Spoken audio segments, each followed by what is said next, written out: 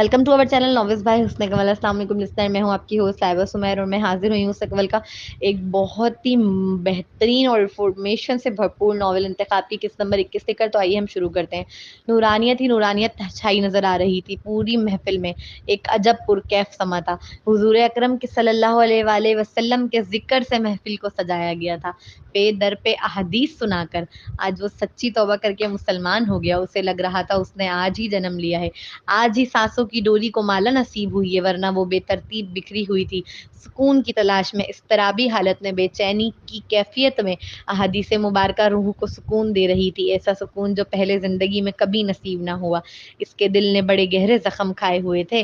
अपने जान से प्यारे भाई का कत्ल, अपनी दुल्हन का ऐन निकाह के वक्त भाग जाना, अपना घर मुल्क छोड़कर परदेस मुल्क में आकर रहना, जॉब का चले जाना। जॉब भी वो जो इसका पैशन थी। वो अब कोरिया नहीं जा सकता था जहाँ से इसके ख्वाब जुड़े थे, क्योंकि इसे इल्म था दारिम साहब इसे वहाँ ज़रूर ढूंढेंगे। उसका दिल कितना तड़पा था रामीन की याद में, ये बस वही जानता है। सितम आला सितम के जिससे हुस्न मुजस्सम निकाह की आरजू रखती थी, वो शख्स आज बराबर में बैठा हुआ था। उसे पछतावा होने लगा कि वो हुरिया को ज़बरदस्ती साथ क्यों नहीं लाया। उसे अपने भागने से पहले की वो रात याद आने लगी जिसमें हुरिया इसके कमरे में आई थी। आप क्यों रो रही हैं अब? मेरे बेचारे ब्रो आपको और मिशरास को आखिरी बार देखने की चाह में दुनिया से रुखसत हो गए। इतनी ही सच्ची मोहब्बत थी तो एक बार चन्नाब नगर में मिल लेती इनसे, कम अज कम मिशरास को ही इसके बाप से मिलने देती। ये बात आप भी अच्छी तरह जानती हैं, ब्रो कभी भी आपसे मिशरास को नहीं छीनते, क्योंकि इनका मिजाज ऐसा था ही नहीं। वो बेलौस मोहब्बत करने वालों में से थे। इन्होंने आपको दिल से अपनाया था। वो आपके साथ अमेरिका चले जाना चाहते थे, एक खुशहाल जिंदगी गुजारना चाहते थे, इस कल्ट भरी जिंदगी से बहुत दूर, इतना दूर के मरकज वाले आप लोगों को वो आप लोगों की जिंदगी में चाह कर भी मुदाखलत ना कर सकें। वो आपको प्यार से समझाना चाहते थे कि इन्हें दीन इस्लाम क्यों सच्चा लगता है। जावियार हुरिया को फूट फूट कर रोता दे गुस्से से भफर कर तंजिया कहने लगा। हुरिया को ये सुनकर जबरदस्त शौक लगा कि हदीस उसकी खातिर चुनाब नगर तक चला आया था। ये चुनाब नगर आए थे मुझसे मिलने? उसके लहजे से हैरत झलक रही थी। अब ऐसे ना बने कि आपको पता ही नहीं है कि मरकज वालों ने 2 दिन तक ब्रो को भूखा प्यासा कैद में रखा था। वो हुरिया को हाड़े हाथों लेते हुए बोला, मुझे वाकई नहीं पता, चाहे तो कसम ले लो, मुझे नहीं पता था, मुझे तो किसी ने नहीं बताया। मैंने कहा ना, मैं इंतजार कर रही थी तुम्हारे भाई की कादियानियत में वापसी का। मुझे यकीन दिलाया गया था कि बहुत जल्द हदीद वापस कादियानियत में आ जाएंगे। मैं तो एक एक दिन गिन गिन कर काट रही थी। मुझे तो सिर्फ एक खबर मिली और वो तुम्हारे भाई के इंतकाल की थी। इसके अलावा मुझे कुछ नहीं पता। हुरिया जमीन पर गिरकर बिलक बिलक कर रोते हुए बोली, ब्रो आपको लेने गए थे, ये इल्म होने के बावजूद कि इनकी जान को वहाँ खतरा है। इनकी आखिरी ख्वाहिश यही थी कि मिशरास को इस कल्ट से आज़ादी दिलवा दें। इसे वो जंग ना लड़नी पड़े जो वो लड़ रहे थे, वो इस अंधेरों में ना भटके जिसमें वो भटक रहे थे। इसे सच्चे दीन की तालीम देना चाहते थे, इसे मुसलमान बनाना चाहते थे। मुझसे बार बार कहते थे कि मिशरास को अपने साथ रखना। जावियार हुरिया का बिलक बिलक कर रोना इस बात का सबूत था कि वो सच बोल रही है। इसे वाकई हदीद के चुनाब नगर में कैद होने वाली बात मालूम नहीं थी। जावियार ने इसे रोता देख दोनों बाजू से पकड़कर उठाया, इसे सोफे पर बिठाकर साइड कॉर्नर पर रखे पानी का गिलास इसके आगे बढ़ाया। उसने रोते हुए गिलास पकड़ लिया मगर मुंह से न लगाया। वो खून के आंसू रो रही थी आज, सख्त पछता रही थी कि क्यों वो बड़ों की बातों में आकर अपने शौहर को छोड़कर गई। ना वो जाती ना ये सब होता। इसकी बेवकूफ़ी के सबब इसका बेटा यतीम हो गया था, वो बेवा हो गई थी। जावियार ने सामने सोफे पर बैठकर निहायत तहम्मुल से हदीद की आखिरी ख्वाहिश इस तक पहुंचाई। मैं कल सुबह यहाँ से निकल जाऊंगा। जावियार ने एक बार फिर इसे अपने जाने का बताया, जिसे सुनने के बावजूद उसने कोई रिएक्शन ना दिया। पानी का गिलास मेज पर रख उठकर तेजी से कमरे से निकल गई। अपने कमरे में आकर दरवाजा बंद कर दिया। खुद दरवाजे से लगकर ही फूट फूट कर ना जाने कितनी देर तक रोती रही। मरकज वालों ने इसे धोखे में रखा, झूठी उम्मीदों के साए में। वो अब बिखर गई थी, समझ नहीं पा रही थी कहाँ गलती हुई है इससे जो वो आज इस मकाम पर पहुंच गई। वो तो इन लोगों के नेक अमाल से मुतासिर होकर अपना मजहब छोड़कर आई थी, मगर ये लोग तो हाथी के दांतों की मानिंद निकले, दिखाने के कुछ और चबाने के कुछ और। इसके शौहर को 2 दिन तक भूखा प्यासा चुनाब नगर में कैद रखा गया और इसे कानो कान खबर न होने दी गई। हदीद के इंतकाल की खबर एक दिन पहले ही इसे पहुंचा दी गई। हुरिया को अब शिद्दत से एहसास हो रहा था इसने एक बेवकूफ़ी की, अपना मजहब सिर्फ लोगों की गलत अमाल से बदजन होकर छोड़कर। इसने बचपन में सुना था कुरान पढ़ने से दिल को सुकून मिलता है। वो उठी, वजू करके कुरान पाक लेकर बैठी, पहले सफ़े से पढ़ना स्टार्ट किया। जावियार की बात याद आई कि कभी जानने की कोशिश नहीं की खुदा कुरान पाक में आपसे क्या कह रहा है। ये ख्याल आते ही तफसीर कुरान पढ़ने की नीयत की, मगर इसके पास तर्जुमे वाला कुरान मौजूद ना था। इसने नीयत से पढ़ने की नीयत نیٹ سے پڑھنے کی نیت سے قرآن شریف واپس رکھ دیا۔ سیل اٹھاتے ہی سامنے ہی زاویار کا میسج تھا جس میں آیت مبارکہ چمک رہی تھی، آج میں نے تمہارے لیے تمہارا دین کامل کر دیا اور تم پر اپنی نعمت پوری کر دی اور تمہارے لیے اسلام کو دین پسند کیا، بطور دین پسند کیا۔ تو جو بھوک پیاس کی شدت میں ناچار ہو، یوں کہ گناہ کی طرف نہ جھکے، تو بے شک اللہ بخشنے والا مہربان ہے۔ آج میں نے تمہارے لیے تمہارا دین مکمل کر دیا۔ تکمیل دین سے متعلق یہ آیت مبارکہ حجۃ الوداع سے عرفہ کے روز جمعے کے دن عصر کے بعد نازل ہوئی اور بتا دیا گیا کہ حرام و حلال کے جو احکام ہیں وہ اور قیاس کے قانون سب مکمل کر دیے۔ اسی لیے اس آیت کے نزول کے بعد بیان حلال و حرام کی کوئی آیت نازل نہ ہوئی، اگرچہ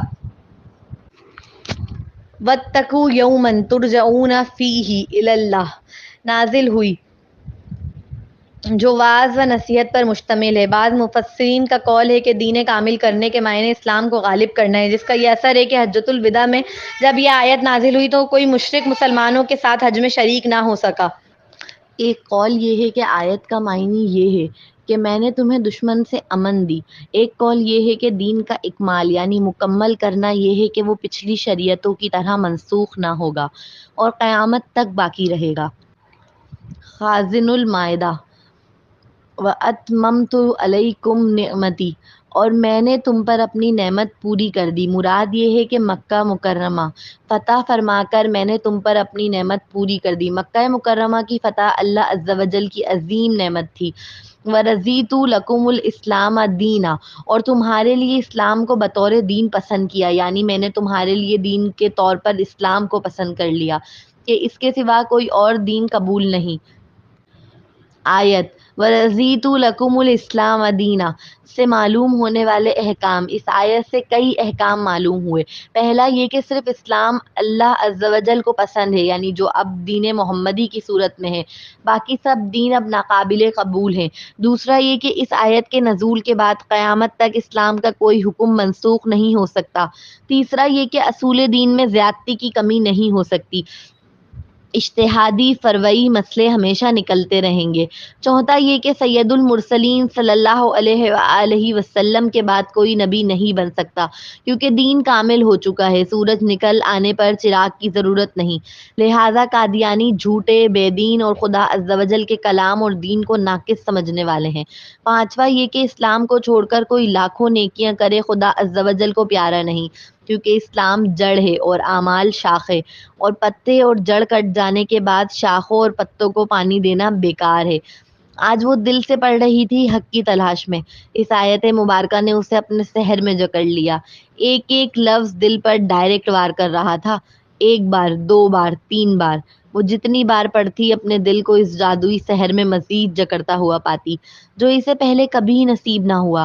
بے شک قرآن مکمل ضابطۂ حیات ہے، اس میں ہدایت ہے اندھیروں میں بھٹکنے والوں کے لیے۔ وہ جائے نماز پر بیٹھی ان گنت بار یہ آیت مبارکہ پڑھتی رہی، رات نے کب اپنی تاریکی سمیٹی اسے خبر ہی نہ ہوئی۔ اگلا سین، دروازہ نوک ہوا۔ اتنی صبح کون ہو سکتا ہے؟ وہ پریشان ہو کر دروازے کی جانب دیکھ گویا ہوا۔ اس نے تیزی سے اپنے سوٹ کیس بیڈ کے نیچے چھپائے، آنکھوں کو مسلنے کی اداکاری کرتے ہوئے دروازہ کھولا۔ او، آپ ہیں؟ اتنی صبح؟ خیریت؟ سکھ کی سانس لی جب حوریہ کو اپنے دروازے پر کھڑا پایا۔ میں اندر آ جاؤں؟ وہ لچکدار انداز میں پوچھنے لگی، اس کی آنکھیں سوجی، چہرے کا رنگ اڑا۔ زاویار نے خاموشی سے ایک بار باہر کی جانب نظر دوڑائی کہ کوئی دیکھ تو نہیں رہا۔ مطمئن ہونے کے بعد راستہ چھوڑ دیا، وہ تیزی سے اندر داخل ہوئی۔ زاویار نے دروازہ آہستہ سے بند کیا۔ آپ؟ وہ الجھی نگاہ سے اسے تک رہا تھا۔ وہ روتے ہوئے مشراس کے پاس بیٹھ کر اس کے گالوں کو چوم رہی تھی۔ میں اپنے ہسبینڈ کی آخری خواہش کا احترام کرتی ہوں، مجھے لگتا ہے انہیں وہ راہ ہدایت نصیب ہو گئی جسے میں ڈھونڈتی پھر رہی تھی اور اب بھی ڈھونڈ رہی ہوں۔ اس بار میں کسی کے اعمال پر دین کو جج نہیں کروں گی، میں خود سرچ کروں گی، حقیقت کی متلاشی بنوں گی، کسی کی اندھی تقلید نہیں کروں گی، اور نہ اس بار فیصلہ لینے میں جلد بازی کروں گی۔ جیسا کہ تم نے کہا، دلائل ڈھونڈوں گی، جاننے کی کوشش کروں گی کہ میرا خدا قرآن پاک میں مجھ سے کیا فرما رہا ہے۔ میں خود دلائل کی روشنی میں موازنہ کروں گی۔ اس کے لیے مجھے کافی وقت درکار ہے۔ تمہارے یہاں سے بھاگ جانے کے بعد یہ لوگ میرا نکاح کسی اور قادیانی سے کروا دیں گے، جس کے لیے میرا دل بالکل بھی راضی نہیں۔ وہ ابھی بول ہی رہی تھی کہ زاویار تیزی سے بات کاٹتے ہوئے، تو آپ میرے ساتھ چل لیں، میں مشراز اور آپ کو یہاں سے بہت دور لے جاؤں گا، اتنی دور کے مرکز والے ہمیں کبھی نہیں ڈھونڈ سکیں گے۔ نہیں، میں نے کہا نا، میں ابھی دلائل ڈھونڈوں گی، اس بار میں بہت سوچ سمجھ کر اپنے لیے صحیح دین کا انتخاب کرنا چاہتی ہوں، تاکہ بعد میں پچھتانا نہ پڑے اپنے فیصلے پر جیسے ابھی پچھتا رہی ہوں۔ تم مشراز کو اپنے ساتھ لے جاؤ، میں نہیں چاہتی میرا بیٹا اپنے باپ کے قاتلوں کے بیچ میں رہے۔ مجھے اب گھٹن سی ہو رہی ہے اس ماحول میں، ایسا لگ رہا ہے میں کسی کلٹ میں پھنسی ہوں۔ پلیز زاویار، میرے بیٹے کو اس کلٹ سے نکال دو جس میں پھنس گئی ہوں۔ وہ روتے ہوئے منتی انداز میں گویا ہوئی۔ آپ کو یہ ماحول کلٹ کیوں لگا؟ وہ بڑے تجسس سے پوچھنے لگا۔ یہ ایک طرح کی قید نہیں تو اور کیا ہے؟ مجھے میرے ہسبینڈ سے لا تعلق رکھا گیا، انہیں مجھ سے ملنے نہیں دیا گیا، نہ مجھے بتایا گیا کہ میرے ہسبینڈ میرے اور اپنے بیٹے کی خاطر جناب نگر تک چلے آئے ہیں، انہیں بھوکا پیاسا رکھا گیا، مجھ سے کسی نے پوچھنا بھی ضروری نہ سمجھا کہ میں اپنے ہسبینڈ سے ملنا چاہتی ہوں یا نہیں، بالکل اسی طرح جیسے اس وقت مجھ سے کوئی نہیں پوچھ رہا کہ میں تم سے نکاح کرنا چاہتی ہوں یا نہیں۔ سارے میری زندگی کے اہم فیصلے جماعت کے بڑے لے رہے ہیں۔ ایسا لگتا ہے قادیانیت قبول کرنے کے بعد میں نے اپنی زندگی کے سارے اختیارات کھو دیے ہیں۔ حوریہ شروع سے خود مختار زندگی گزارنے کی عادی تھی، یہ تو دین کی چاہ تھی جس کے تحت اس نے محبت سے اپنے پاؤں میں زنجیریں بندھنے دیں، لیکن کل زاویار کے اسے حقیقت سے روشناس کرانے کے بعد، خاص طور پر اس کا دیا چیلنج، اس آیت مبارکہ کی تفسیر کے مطابق، آپ لاکھوں نیکیاں کریں، آپ خوب محفلیں کریں، خدا کا اس میں ذکر کریں، خوب رو رو کر معافیاں مانگیں، لیکن اگر آپ حضور اکرم صلی اللہ علیہ وآلہ وسلم کو آخری نبی نہیں مانتے تو آپ دین اسلام میں داخل ہی نہیں ہوتے، اور اگر آپ دین اسلام میں داخل نہیں ہوتی تو یہ سارے اعمال بیکار ہیں۔ اس دلیل کی رد میں آپ کوئی دلیل دے سکتی ہیں قادیانیت کے سچا ہونے کی؟ زاویار حوریہ کی آنکھوں میں آنکھیں ڈال چیلنج دینے لگا۔ اب وہ اور زیادہ اس اندھی محبت میں بندھی ہوئی زنجیروں میں قید نہیں رہنا چاہتی تھی، وہ اپنے پاؤں کو پہلے کی طرح آزاد کر لینا چاہتی تھی، واپس اپنی خود مختار زندگی پانے کی چاہ اس میں پیدا ہو چکی تھی۔ تم مشراز کو لے جاؤ زاویار، یہاں سے بہت دور، اگر کبھی تمہیں لگے تم اس کی حفاظت نہیں کر سکتے مرکز والوں سے تو اسے اس کے نانا تک پہنچا دینا، ان سے کہنا یہ ان کی حوریہ کا بیٹا ہے، میں اپنے بابا کو جانتی ہوں، وہ اپنے نواسے سے منہ نہیں موڑ سکیں گے اور اس کی حفاظت میں زمین و آسمان ایک کر دیں گے۔ حوریہ بہت شرمسار تھی کہ اس نے اپنے والدین کو دنیا میں رسوا کیا، گھر سے بھاگ کر، اس کا گمان تھا وہ اب اس کی شکل تک نہیں دیکھنا چاہیں گے۔ بھابھی آپ میرے ساتھ چلیں، حقائق کی تلاش میں آپ کا ساتھ دوں گا، ہلکی سی تشنگی پاتا ہوں میں بھی اپنے دل میں، اسے دور کرنے کے بعد ہی میں کوئی حتمی فیصلہ کروں گا۔ زاویار نے اسے پھر ایک بار ساتھ چلنے کی آفر دی۔ نہیں، تم بس مشراز کو لے جاؤ۔ اس کے ذہن میں کچھ چل رہا تھا جو وہ زاویار سے شیئر نہیں کرنا چاہتی تھی۔ مگر بھابھی اگر آپ یہاں رہیں تو یہ لوگ آپ کا نکاح زبردستی کسی قادیانی سے کرا دیں گے۔ زاویار حوریہ کے لیے فکر مند ہو کر تیزی سے گویا ہوا۔ تم میرے بیٹے کو لے کر چلے جاؤ، میری فکر نہ کرو، بس اس کا خیال رکھنا۔ حوریہ مشراز کی پیشانی کا بوسہ لیتے ہوئے اپنے آنسو صاف کر زاویار کو دیکھ کر کہنے لگی۔ زاویار کے پاس وقت کم تھا، اس نے حوریہ کی بات مان لی۔ مشراز کا سارا سامان حوریہ پیک کر کے لے آئی، اپنے بیٹے کو بڑے پیار سے تیار کیا۔ مشراز آپ چاچو کے ساتھ جاؤ۔ مگر ماما آپ، وہ تیزی سے پوچھنے لگا۔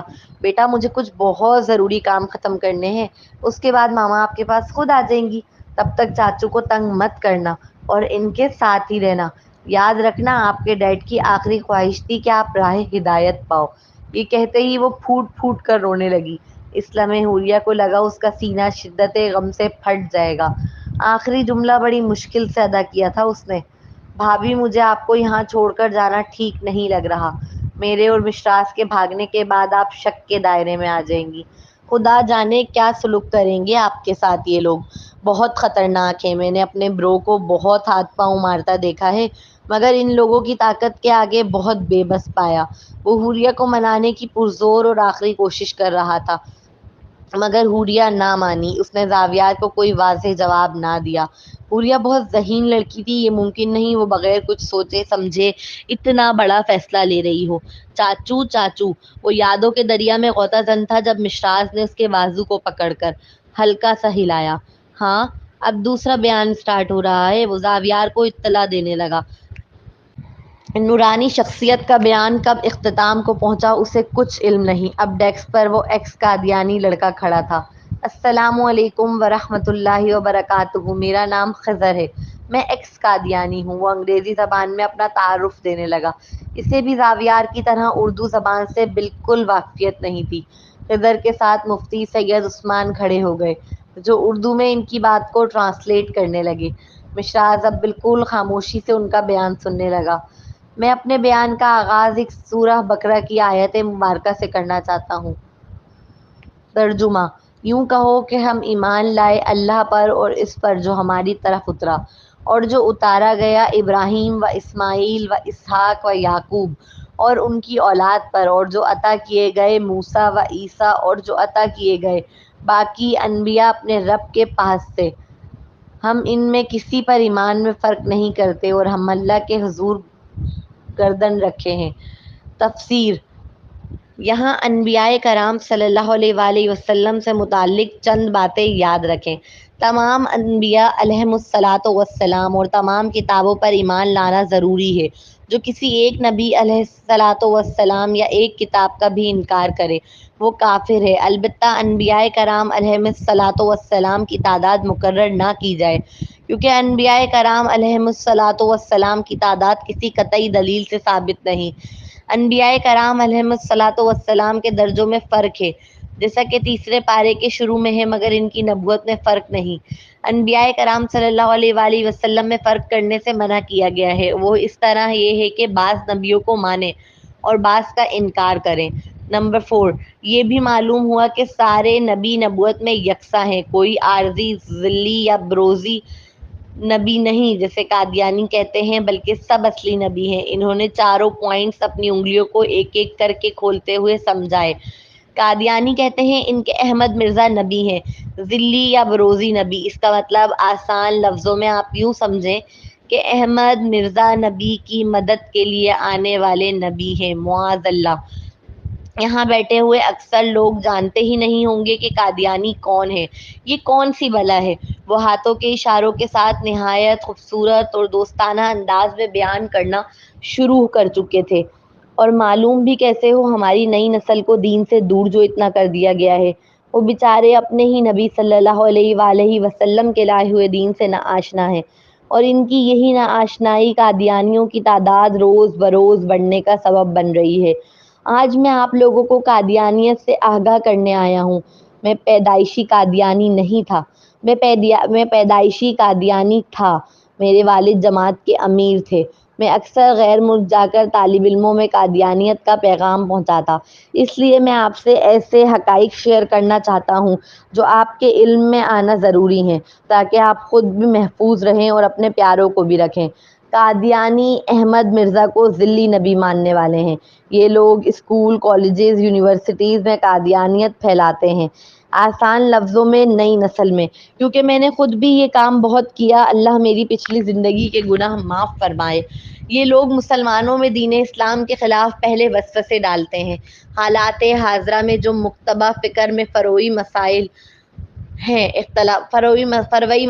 میں اختلافات ہیں، ان کے حوالے سے آپ سے بات کر کے آپ کو بدزن کرنے کی کوشش کریں گے۔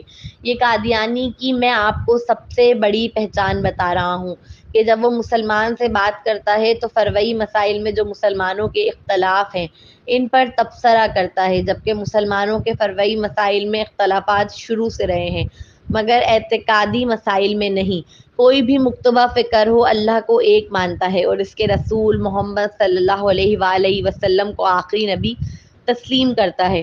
وہ آپ سے کہے گا اپنا مکتبہ فکر بتائیں۔ آپ جب اپنا مکتبہ فکر بتائیں گے تو آپ سے کہے گا آپ تو مسلمان نہیں ہیں، کیونکہ دوسرے مسلک والا آپ کو کافر سمجھتا ہے۔ آج میں آپ لوگوں کو واضح کر دوں کہ تمام مسلک کے بنیادی عقائد ایک ہی ہیں۔ یاد رکھیں، بنیادی عقائد الگ ہوتے ہیں، فرعی مسائل الگ ہوتے ہیں۔ دوسرا کام علماء کرام سے دور کرنے کا کیا جاتا ہے۔ ایک قادیانی مسلمان کے دل میں علماء کرام کی نفرت اس قدر بھر دے گا کہ وہ مسلمان اپنے علماء کرام سے بدظن ہو جائے گا، اتنا بدظن کہ وہ مسجد میں جانا بھی گوارا نہیں کرے گا۔ پھر قادیانی اس مسلمان کے دل میں جو ایمان ہے اسے زنگ آلود کرنے کی کوشش کرے گا۔ اگلا اسٹیپ، وہ مسلمان کے دل میں مرزا احمد کا مقام پیدا کرے گا۔ مسلمان عالم سے قادیانی اسے پہلے ہی بدظن کر چکا ہے، اب جب کہ وہ کسی عالم سے بات نہیں کرے گا، کسی عالم کی محفل میں نہیں جائے گا، درست رہنمائی حاصل کرنے کی کوشش نہیں کرے گا، تو اب وہ بآسانی قادیانی کے ہاتھ میں آ جائے گا، اور یہ ہم خود کرتے رہے ہیں۔ ہر ایک مومن کا ایمان دوسرے مسلمان سے مختلف ہوتا ہے، ایمان کے بھی درجے ہوتے ہیں، کسی کا ایمان بہت اعلیٰ درجے کا ہوتا ہے اور کسی کا بہت کم۔ تو قادیانی جو ہوتے ہیں وہ ایسے لوگ جن کے دل میں ایمان تو ہوتا ہے مگر اعلیٰ درجے کا مضبوط نہیں، اس پر وار کرتے ہیں۔ تیسرا، اس مسلمان پر جو مالی لحاظ سے کمزور ہوتا ہے، یہ اس مسلمان کی مالی مدد کرتے ہیں، اسے سپورٹ کرتے ہیں، اور یہ تو ظاہر سی بات ہے، کوئی آپ کو گھر بیٹھے عزت کی روٹی دے رہا ہو تو آپ اس کے تابع دار ہو جاؤ گے، اس کی محبت آپ کے دل میں آ جائے گی، پھر وہ خود ہی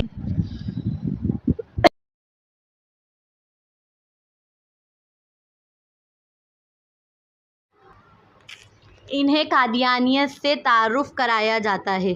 بعض ایسے ہوتے ہیں جنہیں بیرون ممالک بھجوایا جاتا ہے، میں خود بھی مسلمانوں کو قادیانی کر کے بھجواتا رہا ہوں۔ انہیں Malaysia, Thai land, Sri Lanka کے راستوں سے جرمن اور کینیڈا بھجوایا جاتا ہے۔ یہ ہیں قادیانیوں کے وار، جو وہ ہم مسلمانوں پر کرتے ہیں۔ اللہ سے دعا ہے وہ ہم سب کو ان واروں سے محفوظ رکھے، ہمیں مرتے وقت ہمارا ایمان سلامت لے جانے کی توفیق مرحمت فرمائے، آمین۔ جزاک اللہ۔ زاویار جانتا تھا خضر کا بیان بالکل سچ پر مبنی ہے۔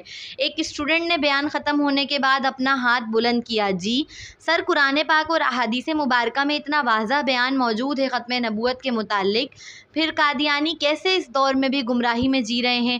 مطلب یہ ڈیجیٹل دور ہے، ہر چیز آپ سے لمحوں کے فاصلے پر ہوتی ہے، نیٹ آن کرتے ہی تمام دلائل مل جاتے ہیں اس موضوع پر۔ پھر کیسے؟ وہ اسٹوڈنٹ واحد نہیں تھا جس کے ذہن میں یہ سوالات اٹھ رہے ہوں۔ سید عثمان نے اس اسٹوڈنٹ کے سوال کو ٹرانسلیٹ کر کے خضر کو سمجھایا، دراصل کچھ تو پیدائشی قادیانی ہوتے ہیں جیسے میں، ہمارے باپ دادا کو پیسے دے کر قادیانیت میں لایا گیا، اب ان کی نسل در نسل اسی میں رہے گی، اور جو پیدائشی قادیانی ہوتے ہیں وہ کلٹ میں جیتے ہیں، وہ ایک کلٹ میں جیتے ہیں، آسان لفظوں میں ایک قیدی کی طرح۔ انہیں صرف وہی قرآن پاک کی تفاسیر پڑھنے کی اجازت ہوتی ہے جو قادیانی کی ہو، جن میں تعویلات کی گئی ہوتی ہیں۔ اب ہر بندہ تو تعویلات کا علم نہیں رکھتا۔ حضور اکرم صلی اللہ علیہ وآلہ وسلم کی شان اقدس میں جو آیتیں تھیں، انہیں مرزا احمد نے اپنے اوپر جما لیا۔ انجام آتم قادیانیوں کی کتاب صفحہ نمبر 78 میں کہتا ہے، وَمَا أَرْسَلْنَاكَ إِلَّا رَحْمَةً لِّلْعَالَمِينَ، تجھ کو تمام جہان کی رحمت کے واسطے روانہ کیا۔ نیز آیت مبارکہ وَمُبَشِّرًا بِرَسُولٍ یَأْتِی مِن بَعْدِهِ اسْمُهُ احمد، مرزا احمد اپنی ذات سے مراد لیتا ہے۔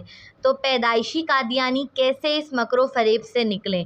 اور پھر قادیانیوں کی دل میں مسلمانوں کے خلاف شدید نفرت ڈالی جاتی ہے۔ بتایا جاتا ہے جو شخص مرزا احمد کو نہیں مانتا وہ کافر ہے، جہنمی ہے۔ قادیانی کا بچہ مسلمانوں سے نفرت کرتے ہوئے بڑا ہوتا ہے۔ اب آتے ہیں ان قادیانیوں کی طرف جو دین سے پھر کر قادیانیت کی طرف آئے ہیں۔ میں آپ کو بیان کر چکا ہوں تبلیغ کرنے والے کیسے کیسے وار کرتے ہیں اور ایمان چھین لیتے ہیں۔ اب جب ایک بار آپ بدظن ہو گئے مسلمان علماء کرام سے، تو پھر وہ بھلے زمین آسمان ایک کر دیں، آپ کے سامنے دلائل دے دے کر وہ میں نہ مانوں بنے رہیں گے، کیونکہ وہ بدظن ہو چکے ہیں، ان کے دل میں مرزا احمد کے مقام کو ڈال دیا گیا ہے۔ انہیں اب وہی سچ لگے گا جو قادیانی بتائیں گے، اور ظاہر سی بات ہے ایک قادیانی یہ کبھی نہیں کہے گا کہ محمد صلی اللہ علیہ وآلہ وسلم اللہ کے آخری رسول ہیں۔ بس جسے خدا ہدایت دے وہ اس کلٹ سے نکلتا ہے۔ ہے۔ میں تو اتنا ہی جانتا ہوں انہوں نے جو آخری جملہ ادا کیا وہ زاویار کے دل پر لگا۔ اس کے دل نے گواہی دی، ہاں یہ سچ ہے، قادیانیت سے صرف وہی نکلتا ہے جسے خدا ہدایت دے، ورنہ یہ مخملی جال ہے جس میں انسان پھنستا ہی چلا جاتا ہے۔ زاویار کا دل کہہ رہا تھا کہ اگر آج اس حوریہ اس روحانی محفل میں شریک ہوتی تو یقیناً وہ بھی راہ ہدایت صراط مستقیم کو پا لیتی، وہ بھی اس محفل سے کلمہ حق ادا کرتے ہوئے واپس لوٹتی جیسے وہ لوٹ رہا تھا۔ یاد رکھیں، ہر کوئی عالم یا عالمہ، مفتی یا مفتیہ نہیں بن سکتا۔ اس سفر کے آغاز میں بہت سے لوگ آتے ہیں مگر آخر تک وہی رہ پاتے ہیں جن کا انتخاب خدا تعالیٰ نے فرمایا ہو۔ یہ دینی علم یہ نبی کی وراثت ہے۔ اس مثال سے سمجھیں، بادشاہ کی وراثت کیا سب کو مل جاتی ہے؟ ان کے سوال پر سب نفی کرنے لگے۔ دیکھا، یہ بات تو عام فہم ہے کہ بادشاہ کی وراثت سب کو نہیں مل سکتی، یہ شہزادے اور شہزادیوں کا خاصہ ہے۔ بالکل اسی طرح یہ دینی علم سب کو نہیں دیا جاتا، یہ صرف ان خوش نصیبوں کو ملتا ہے جن کا اللہ تعالیٰ انتخاب فرماتا ہے۔ پتہ ہے اس راہ پر چلنا آسان نہیں۔ اس پورے سفر میں 3 طرح کی آزمائشیں آتی ہیں: علت، قلت، ذلت۔ علت یعنی بیماری۔ بہت سے ایسے لوگ ہوتے ہیں جو بالکل تندرست ہوتے ہیں مگر درس نظامی میں داخلہ لیتے ہی بیمار ہو جاتے ہیں، یا خود نہیں ہوتے تو ان کے ارد گرد کے عزیز و اقارب ہو جاتے ہیں جس کے سبب اپنا تعلیمی سفر جاری نہیں رکھ پاتے۔ دوسرا ہے قلت، مالی قلت۔ یہ مالی قلت بھی الگ الگ طرح سے ایک طالب علم کی ہمت کو توڑتی ہے۔ تیسرا ذلت، اس سفر میں ذلت کا سامنا بھی ہوتا ہے۔ اس سفر میں اپنی انا اور اکڑ کو دروازے پر ہی چھوڑ کر آنا پڑتا ہے۔ یہ یونی یا کالج نہیں ہے جہاں آپ کا دل کیا آپ آئے، آپ کا دل کیا آپ نے پڑھا، آپ کا دل نہیں کیا آپ نے خوش گپیوں میں وقت گزارا اور واپس چلے گئے۔ یہاں یہ سب نہیں چلتا، اس سفر میں بہت محنت ہے۔ آخر شہزادہ اور شہزادی بننا کوئی کھیل تھوڑی ہے۔ آپ عبارت تیار کر کے نہیں لائیں گے تو آپ کو استاد صاحب سے ڈانٹ بھی سننی پڑ سکتی ہے۔ اکثر طالب علم اپنی اکڑ میں اس روحانی سفر کو چھوڑ کر بھاگ جاتے ہیں۔ فی الحال یہ ان کا نصیب۔ محفل کے آخر میں درس نظامی کے کورس کی ترغیب دی گئی جو مفتی الماس دے رہے تھے۔ زاویار کے دل میں بھی عالم و مفتی بننے کی چاہ اٹھی۔ وہ بھی خدا کے منتخب بندوں میں آنے کی چاہ میں اپنے دل کو مچلتا ہوا محسوس کر رہا تھا۔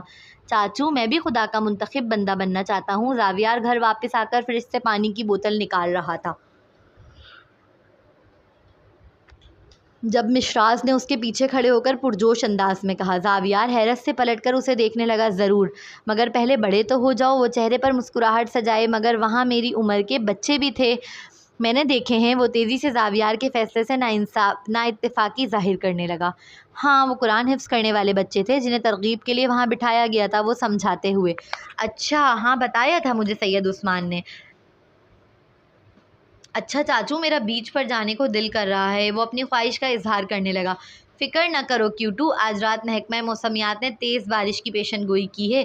کل صبح تک ہمارے قابل حکمرانوں کی کرم نوازی کے سبب سمندر خود چل کر تمہارے گھر کے پاس آئے گا۔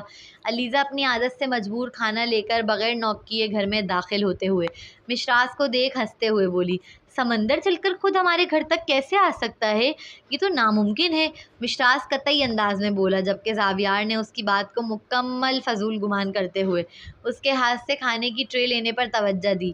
بیٹا جانی، یہ پاکستان ہے، یہاں سمندر لوگوں کے گھروں تک خود چل کر آتا ہے۔ وہ الگ بات ہے کہ کالا ہوتا ہے۔ اگر یقین نہ آئے تو صبح اٹھ کر اپنی کھڑکی سے باہر دیکھ لینا۔ وہ نہایت پر اعتمادی سے کہہ کر واپس چلی گئی۔ چاچو، کیا یہ ممکن ہے؟ اور کیا سمندر کا رنگ کالا بھی ہوتا ہے؟ اس کی پر اعتمادی مشراز کو لمحہ بھر کے لیے الجھا گئی تھی۔ وہ معصومیت سے استفسار کرنے لگا، تم بھی کس بے وقوف کی بات پر یقین کر رہے ہو؟ وہ بیزاری سے سر کو نفی میں جھٹکتے ہوئے بول کر ٹرے سے کپڑا ہٹا کر کھانے کو دیکھنے لگا، جسے دیکھتے ہی اس نے منہ بسورا۔ یہ کیا؟ پھر سبزی؟ اف!